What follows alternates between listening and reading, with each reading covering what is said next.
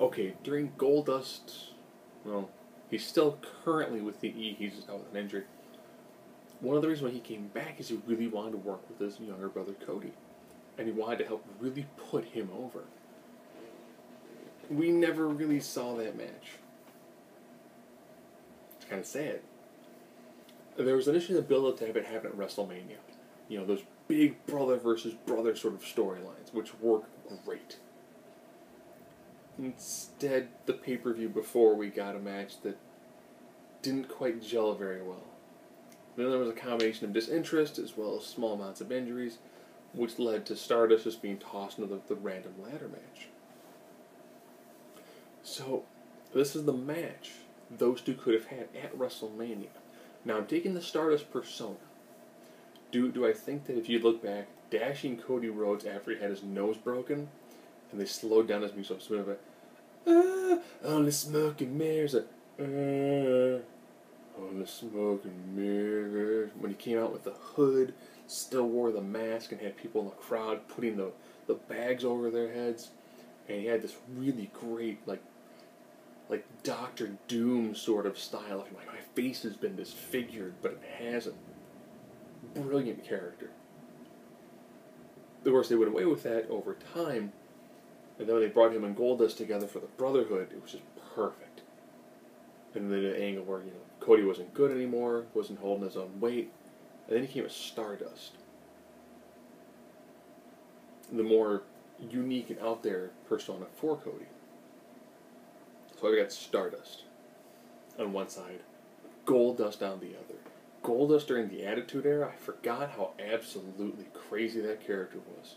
The fact that you could write that, you did stuff he did then, put on TV now, and it's still shocking, like 20 years later.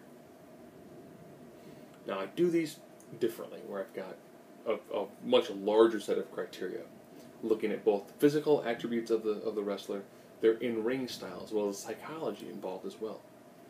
And I look at this from strength, speed, endurance, toughness. This is how well are they booked when it comes to just, taking an absolute beating.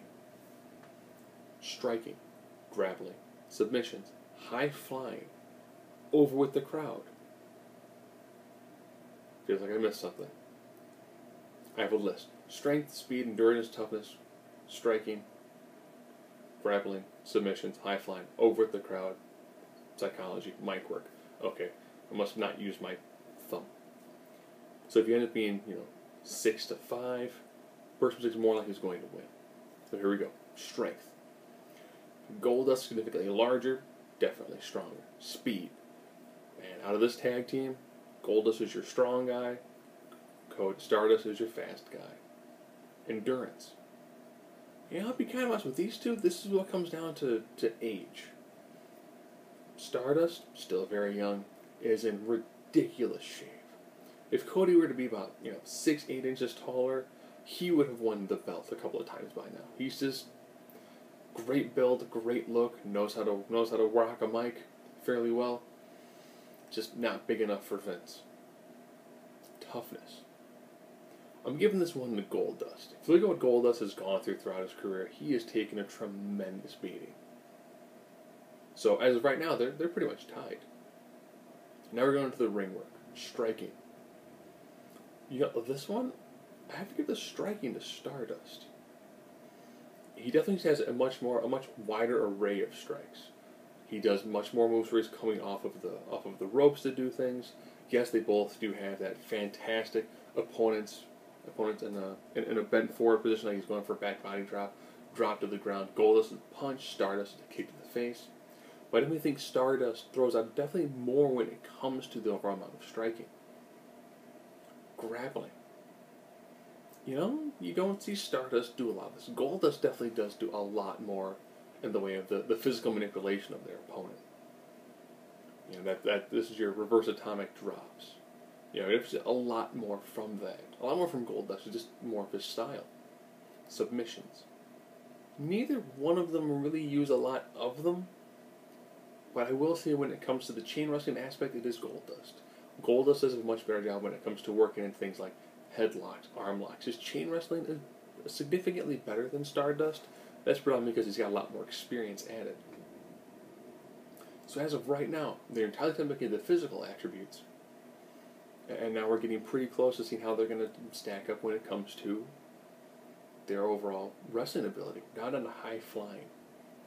I used to joke, one of the greatest luchadors they had in the past couple of years was actually Golddust. Great job when it came to doing Hurricane Ranas. Just fantastic work. However, Stardust has a lot more moves. Whether it's his hopping off the top rope, doing the butt drop to the outside, or it's a beautiful disaster kick. He just does a lot more in the way of bouncing off the ropes. And that's probably because of the smaller size. He needs to do these moves that are a lot more impactful. As of right now, when it comes to physical attributes and their in-ring style, they are tied. So we're coming down now to the psychological aspect of it. So now we're down to over with the crowd. This is when the music hits. How loud of a pop do they get? What is their in-ring psychology? And how good are they on the mic? So here we go. Over with the crowd. Golddust gets a decent pop, kind of a nostalgic feel to him. Stardust, when he was at his height, that music hit, crowd went nuts. Stardust was definitely over with the crowd more. Ring psychology. Looking back at the overall arc of the character, Stardust, now that he's on his own, crouching against Cody, and he's yelling back at the crowd, so good psychology. It shows the actual mental break between the Cody persona and the Stardust persona, which is nice. However, if you look back at the majority of the body of Golddust work, you see such a tremendous amount of psychology. It borders on almost maddening how good of a character that is.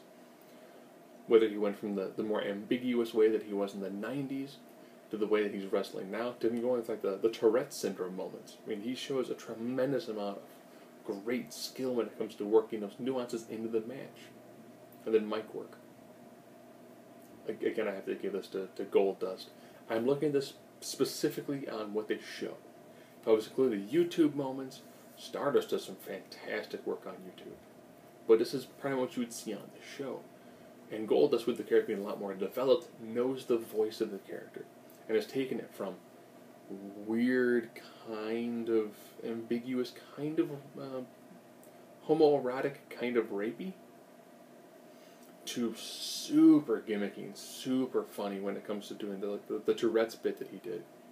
To being able to work serious at the same time, so he can hit any range with that character and it works really well. So if these two were to have had that big classic match at WrestleMania, on paper, Golddust takes it. Just like they did their match pay-per-view before. However, this match would be about one thing.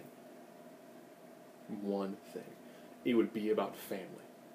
It would be about Golddust having his last big match with his brother. And like every great wrestler, Golddust would go out on his back. Golddust would be pinned by his brother, which would allow Stardust to have this moment to really kind of have that nice jettison to hit that next stage in his career, which he really definitely does need. And I picture as they both head back, everyone's there clapping, great job, you guys put on an awesome match, 4 stars. And then they would look and they would see this individual who would probably have the biggest grin you're going to see, beyond ear to ear. He's going to be an older man, about 69 years old. And to everyone else, this man is an icon, a legend. He is the American dream. He's the personification of everything that it means to have and to live and to achieve your dreams. I picture this man walking over, hugging his 2 sons, congratulating them on a fantastic match. There's the tears in their eyes streaming down, the paint running. There's a tear in his eyes because he knows that his sons went out there and did an amazing match. So to everyone else, that man is an icon. That man is a legend. The man is truly one of the greatest professional wrestlers.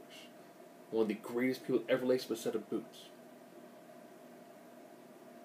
But to Stardust and Golddust, that man has a whole different name.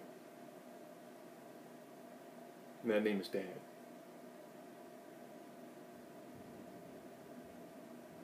And that never happened.